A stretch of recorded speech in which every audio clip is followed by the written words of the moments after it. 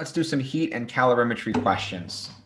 The first one, a bowl of 341 grams of water is placed in a microwave oven that puts out 866 watts, and a watt is a joule per second. How long would it take in seconds to increase the temperature of the water from 12 to 54.2?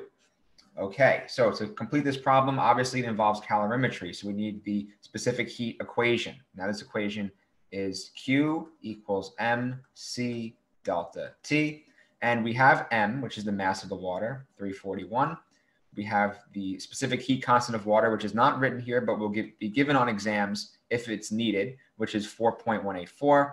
And the delta T in this case is 54.2 minus 12. And this can be simplified to 341 times 4.184 times 42.2.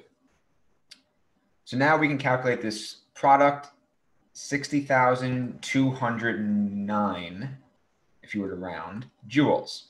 So that's a lot of joules, and that's going to be about 600 or 60.21 kilojoules. So now the question is asking for if you were to put this in an oven and that puts out 866 watts, which is that many joules per second, how long will it take to release this or to increase the temperature of the water by this much? So if it's 866 joules per second, so let's write that down, 866 joules per second, then how many seconds does it take to get up to 60,000 and to 60,000, about 60,000? So what we do to do that is we just divide. We can divide 60,000, which is the total amount of joules that we need to get to, divided by 866, which is the amount of joules per 1 second. So if we were to do this, you would end up as your final unit of seconds. And this answer is 69.5 joules, not joules, seconds. So a little bit over a minute. Okay, next question. A reaction that is used to propel rockets, which is written right there, it is an advantage, who cares, whatever. The important part, when the reaction consumes 10 grams of liquid N2O4, it releases 124 kilojoules of heat. What is the value of delta H in kilojoules per mole of N2O4 for the chemical reaction as written? Okay, so this reaction says that 1 mole reacts to produce all this stuff. So if we know that 10 grams of it, so 10.0 grams of N2O4 releases 124 kilojoules. This question's asking for, all right, if that's the case, how many kilojoules does 1 mole release? So the first thing you need to do is determine the molar mass of N2O4, which can easily be done to figure out how many moles of N2O4 this 10 grams corresponds to. So we can divide that by the molar mass of N2O4, which is 2 times 14, which is 28, plus 64, which is 4 times 16, and that will be about 92 grams per mole. So now we can divide this, and we get 0.108 moles of N2O4 that produces or releases 124 kilojoules of energy. So if this is the case, then how many or how much energy would 1 mole release? So we can set up a proportion, 124 kilojoules divided by 0.108 moles, or the other way around, doesn't really matter, equals X amount of kilojoules is what we're looking for, and the amount for 1 mole. So we can do cross multiplication, and basically all that corresponds to is dividing these two numbers together. So 124 divided by 0.108, 1,148 kilojoules as your answer. So let's see, does that make sense? Now, if you have 10 grams, it's 124 kilojoules. So that's about 0.1 mole. So you multiply that by about 10, and yeah, you get about 10 times as much. So that makes sense. It's always good to check your work to see if the answer is relevant. Number 3, ammonia is produced commercially by the direct reaction of elements. So that gives you a hint of what kind of reaction we're dealing with. The formation of 1 mole of it by this reaction releases 46.17 kilojoules of heat. How much energy in kilojoules is released when 25 kilograms of hydrogen gas reacts with an excess of nitrogen gas? So we know that our 25 kilograms is what we're going to need to figure out the moles. But let's first write the equation. And they kind of give us information on the equation, which is simple. Just H2 plus N2 equals NH3. So we have to balance it, of course, because it's not balanced. And to balance this is fairly easy. We have 2 hydrogens on the left, 3 on the right. So we put a 2 right there and a 3 right here. And then that coefficient of 2 makes 2 nitrogens, and there's 2 nitrogens here. So this is all fine and dandy. The next thing, we are given the information that 1 mole of NH3 releases 46.17. Now we're trying to figure out first how many moles are involved in this reaction of 25 kilograms. Once we figure that out, we can use our molar ratios and we can see that, all right, that amount of NH3 is used in this reaction. Then that corresponds to how much energy, if we know that 1 mole creates 46. So let's do all that stoichiometry right now. So first we need to figure out the amount of moles of hydrogen gas that is in 25 kilograms. So to make it simple, we'll convert it to grams, which is 25,000 grams of H2, divided by the molar mass of H2, which is not 18, which is 2 grams per mole. And of course, I am rounding, but it's okay. So 25,000 divided by 2 is 12,500 moles of H2. Okay, and we know that H2 is the limiting reactant because it gives us the hint in excess of oxygen, or not oxygen, nitrogen. If it didn't say that, we would have to do a limiting reactant step to see which one would be the limiting reactant and how far the reaction would go. But luckily, that saves us a step by saying that nitrogen gas is in excess. So we know, next step is to figure out, based on the molar ratio, how much of NH3 is produced from the reaction of 12,500 moles of H2. And we know from the reaction, 3 moles creates 2 moles of NH3. So we can simply multiply this by the ratio of 2 over 3, because we know we have 3 moles of H2 makes 2 moles of NH3. The H2s would cancel out, and we end up with 8,333 moles of NH3. Okay, so that isn't the amount of moles of NH3 that's produced. And we know from the beginning, second sentence, that 1 mole is responsible for releasing 46 kilojoules. So if that's the case, we would need to multiply the 8,333 by 46.17 kilojoules per mole. And this is the amount of moles. And moles would cancel out, and we would figure out how many kilojoules are created in this reaction or released. And that number is 384,750 kilojoules. So that's way too many sig figs. What we can do is 3.8 times 10 to the 5th kilojoules. So that's a lot of energy. And we're dealing with a lot of substance, so that makes sense. Okay, moving on. So a sample of 80.6 grams of metal at 93.05 degrees is added to 39 grams of water, initially at 23. The final temperature of both the water and the metal is 27. The specific heat of the water is 4.184. Calculate the specific heat of the metal.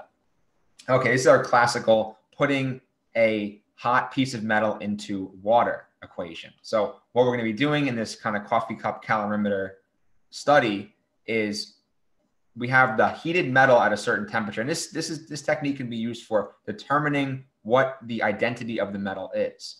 Now, if you have a hot metal and you place it into water, knowing the specific heat of the water or how much energy correlates to a change in degrees Celsius, which is a specific heat, we can use that, and we can use the corresponding increase in temperature of the water to determine our specific heat constant for the unknown metal, which then can be compared to known values on a chart, and our metal could be identified.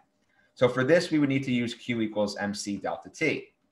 And we can use this equation for both the water and the metal. So Q equals MC delta T, and we'll have one for the metal and one for the water. And we know that the energy that is released by the hot metal has to be gained by the cold water if this was a perfect world. So we assume that the calorimeter keeps all the heat within the system, which there is some heat leakage, but let's just say it's none and it's negligible since this is a theoretical case. So what we can say technically is that the heat lost by the metal, so negative heat metal, equals the heat gained by the water. And this is going to be our grand equation for figuring it out. And we can have two MC delta T. So we can set those up. One for the metal, one for the water. So we'll have M metal times C metal is what we're trying to figure out, times delta T metal equals the mass of the water times C water, which we know, times delta T water. Okay, so let's plug in what we do know. The mass of the metal given in the first sentence, 80.6. Specific heat of the metal is what we are looking for. Delta T of the metal. Now, this is where some students get confused of, because you're given three temperatures, which one do we use for the metal, which one do we use for the water? So the first one's easy. The initial temperature of the metal is 93.05. So that could be put here, 93.05. That's definitely for the metal. Then the final temperature of both the water and the metal is 27.93.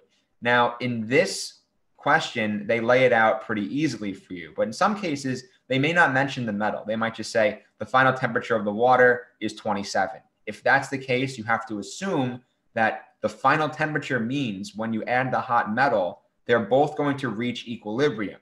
This final temperature of the water is the same for the metal because that's when they stop changing temperatures, or at least they both stop changing temperatures, and the temperatures equilibrate. So the final temperature of the water is going to be the final temperature for both. They both have the same final temperature. We'll keep it that way.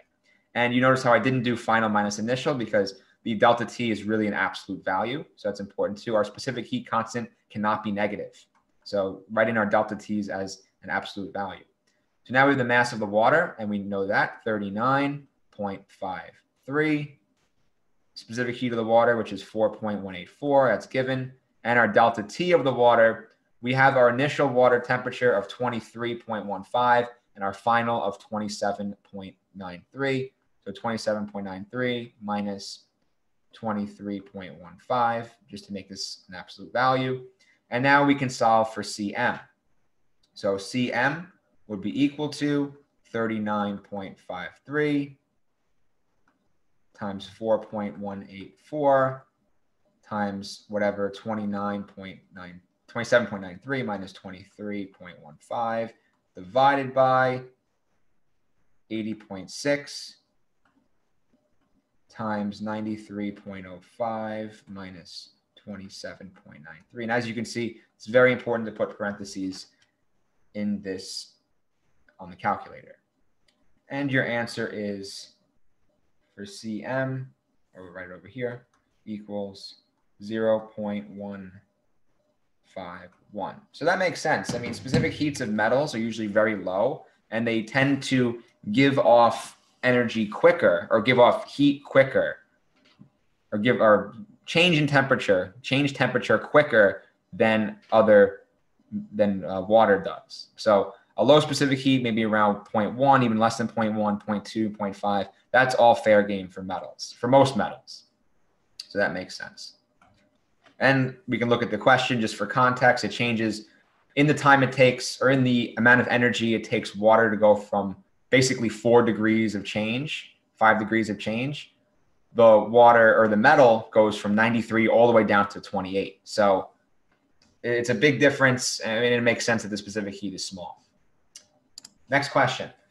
You have a 60 milliliter solution of dilute silver nitrate is added to 90 milliliters of a base in a coffee cup calorimeter. And when you mix those together, you have AgOH, silver nitrate, or silver hydroxide, sorry. And that is a precipitate. The temperature of the solution increases from that to that, assuming the mixture has the same specific heat of water and the same density. Calculate the heat transferred to the surroundings. So basically, we are going to calculate the heat that is given off by this reaction. So what we can do is we would need to figure out kind of the same thing. Q equals MC delta T for this reaction. Now, the M is going to be the mass, and it's going to be the mass of the solution, not of the AgNO3 or the precipitate, of the entire solution. Now, to figure out that mass, we have the important information of the density. So we know that we can assume the density is about the same as water, as 1 gram per milliliter. So we know how many milliliters are there in the solution. There's not only 60, but there's 90. So it's 150. Now, since it's 1 gram per mil, we know that our mass is going to be 150. Specific heat of water, because it says that it's the same specific heat of water, 4.184. And our change in temperature is going to be 24.86 minus 23.49. And we can solve this to get our heat. And the answer is about 860 joules. So 860. Okay, not terrible. All right, let's do the next one.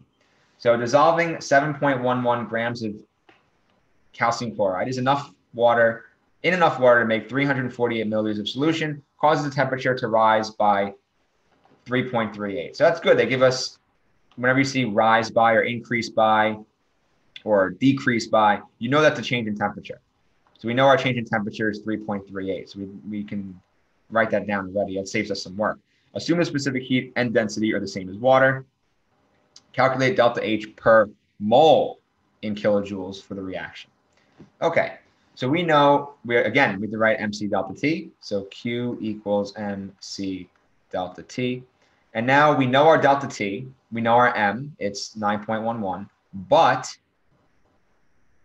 this is the mass of the solution. Now this is the solution created by 7.11 mixed with enough water to make 348 milliliters of the solution. So this means that our entire mass of the solution is about the same as the mass of that amount of water, because we're given that the mass and the density of the solution, density of the solution is 1 gram per milliliter. So we know that our complete solution is 348 mils. That would mean 348 grams is our solution, not 7.11. Our specific heat is the same as water, which was given, and our delta T is also given. So this one is very similar to the last two, but there is a catch at the end. And your answer is 4,921 joules, which would mean 4.92, for rounding, kilojoules. For this reaction, that's the key thing. This is for the reaction of dissolving 7.11 grams of calcium chloride.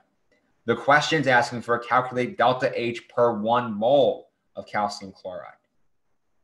So this is for 7.11 grams. Now we can figure out the molar mass of calcium chloride very similarly to how we did before. We're kind of upscaling the amount given to the standard of 1 mole. So we can divide 7.11 by the molar mass of CaCl2, which is, if we're rounding, about 111 grams per mole. And this would equal 0.0641 moles.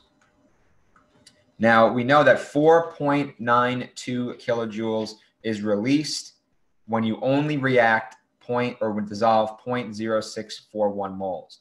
Now, you can imagine we're being asked for 1 mole. It's going to be huge, the number. So we can do 4.92 kilojoules divided by 0.0641 to make kilojoules per mole. But if you don't see that, that's the simple way to do it. But if you want to get proportions involved, you know that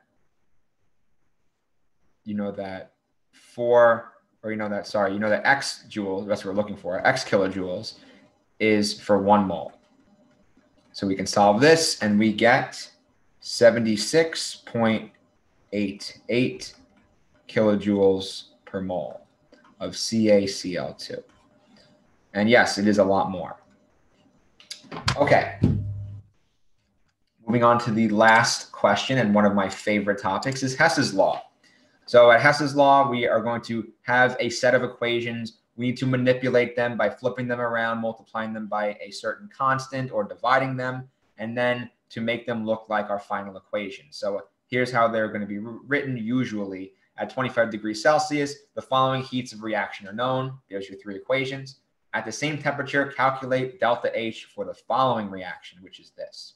Now, there are different ways to approach this and different ways that other instructors teach it. But the best way, I think, is to look at the product. Look at what you're trying to figure out. And then if you do it right, everything that you're not trying to figure out or not trying to use in the final equation will cancel itself out. And we need to make sure systematically that everything's in the correct place. So we can do that right now. 2 carbon solids on the left. Oh, look, there's 1 carbon solid on the left. We need to check the other equations to make sure there's no other carbon solid, and it doesn't look like there is. So very simply, we have to multiply this entire equation by 2 to make 2 carbon solids on the left. The state does matter because in some questions, they try to trick you where they have H2O as a gas and H2O as a liquid, and you need to have both accounted for. And then correspondingly, you need to multiply the delta H by 2. So this equation's done. So we're not gonna mess with that anymore. If we do, then it would move our carbon solid, and we can't. So we can check this off. The next is we need 1 H2 on the left side. And look at this. There's no more H2s anywhere else except for right here. And we have 2 H2s. So we can divide or multiply this equation, or divide it by 2 or multiply it by 1/2. Because we need that 1 H2 on the left. So that would be done with that. So we can do 1/2 times. Then the last part is you have C2H2. You have 1 of them on the right. And C2H2 is over here. There's 2 of them on the left. It's kind of the opposite of what we wanted, right? So what we can do is instead of dividing by 2, which is partially the answer, we need to flip this equation because we need the C2H2 to be on the product side. So we can multiply it by -1/2, which would divide everything by 2 and flip it over. And correspondingly, we need to divide the delta H by -1/2, or multiply it by -1/2. Okay, good. So what you can do is, I mean, that's basically how you do it, but a good way to check your work is to write those final equations down in the space below or underneath. Sometimes I like to label them A, B, and C. So I can rewrite them A prime, B prime, and C prime. So I can keep track of the equations, but we can just write it in the space below, and I'll change my color to red. Now we're flipping this one, dividing it by 2. So you have 2 CO2, and I'll avoid the states for now because there's not enough room. I want to make it clear. And it doesn't really matter in this one. And then C2H2 plus 5/2 O2. Okay, next one is we're multiplying it by 2, which is 2CS or 2C plus 2 O2 yields 2 CO2.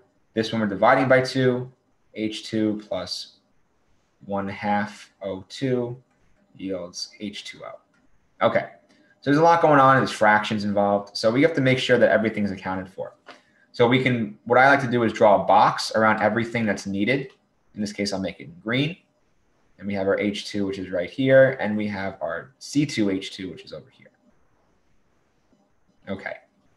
So now we can see if everything else cancels out. And I should have used red for this, but I'll use blue.